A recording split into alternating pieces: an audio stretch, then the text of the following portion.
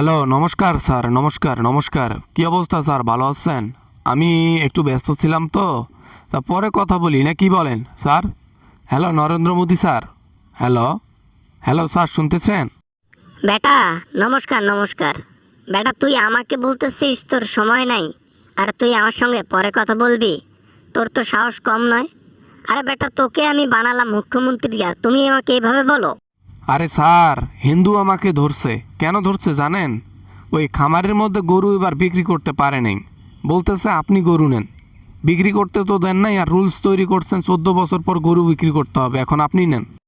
আরে বেটা, তাতে কি হয়েছে বেটা? বেটা, গরু তুই কিন, সমস্যা কি? তারপরেও তো গরুগুলো সেফ থাকবে তোর কাছে। ওখানে গেলে তো ডেরে করা কুরবানি দিয়ে দেয়। বুঝলি কি বলছি শুভিন্দু? স্যার সবই তো বুঝি, কিন্তু এই চাষির কাছে তো গরু না হলেও 500 গরু আছে। এতগুলো গরু কেমনে আমি নেব বলেন তো? তার উপর নতুন ক্ষমতা, টাকা পয়সা দেন কিছু হাওলাত, তারপর না হয় কেনাকাটা করি। হ্যালো শুভেন্দু, আমি ব্যস্ত আছি রে ভাই। তোর সঙ্গে পরে কথা বলবো, নেটওয়ার্কও সমস্যা। টাকা পয়সার কথা না কি বললি জানি, আমি বুঝতেই পারতেছি না। তা যাই হোক, ওখানে সেটেলমেন্ট করে তারপর বের হয়ে আমাকে ফোন দিস নাকি? আমি তো জানতাম কবে জানি নেটওয়ার্কের সমস্যা শুরু হয় টাকার কথা শুনে। সেটাই হয়েছে, সমস্যা নেই।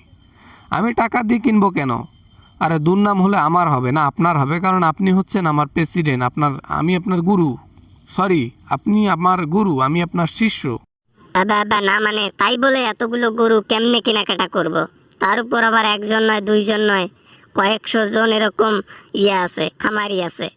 তাই বলে সবার গরু কি কিনে নেওয়া সম্ভব নাকি?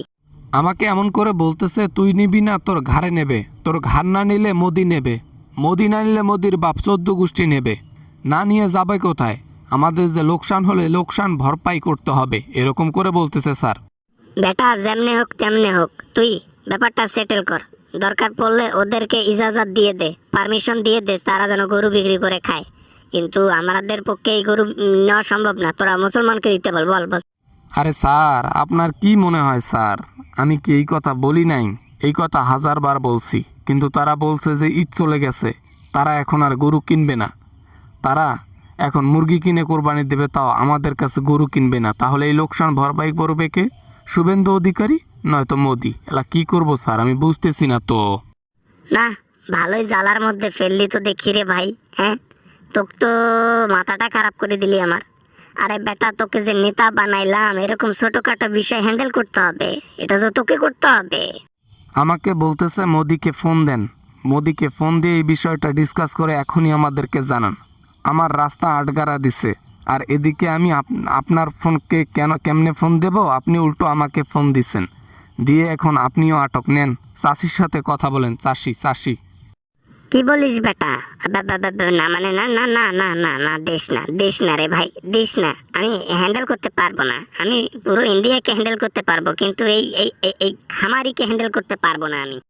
তাহলে আমি একটা কাজ করি, এদেরকে মিথ্যা একটা আশ্বাস দিয়ে তারপর আমি কেটে পড়ি। তাছাড়া তো উপায় নাই। আপনিও তো কথা বলতে ভয় পাচ্ছেন, আর আমার উপর লেকচার মারতেছেন একটা খামারিকে হ্যান্ডেল করতে পারো না। শুভেন্দু শুভেন্দু শুভেন্দু, ইয়ে কর তাড়াতাড়ি, ওখান থেকে কেটে পড়। আর আমি এখনই ফোনটা রেখে দেবো। 15 থেকে 20 দিন আর তোকে ফোন দেবো না, ঠিক আছে? Good bye, good bye, good bye বাবাজি, গুড বাই।